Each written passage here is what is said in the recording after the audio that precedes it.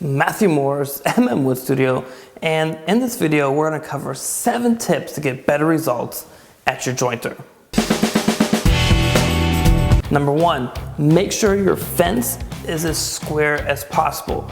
I like to use a guaranteed square and feeler gauges to help me set up my fence at 90 degrees.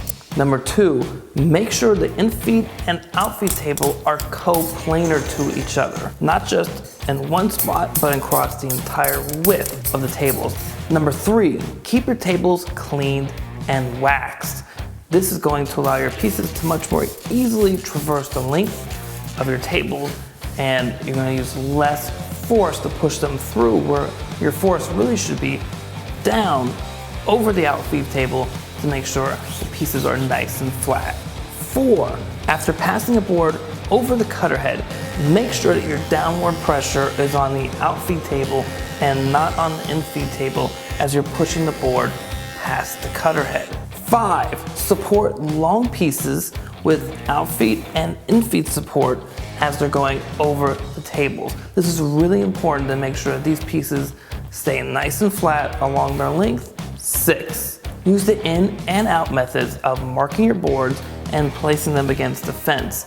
In being against the fence, O being out, and this will compensate for any deviation in your fence, allowing for nice flat panel glue ups with 2 edges that become square to each other. 7, now this tip also works on the planer.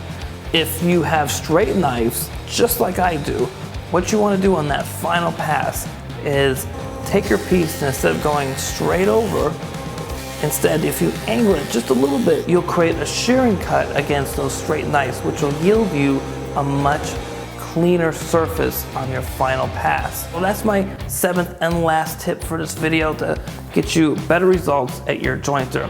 Do you have any other tips that you think we should be sharing? If so, leave those in the comments below. And as always, if you like this video, hit that thumbs up button, share it with your friends, and subscribe to the channel.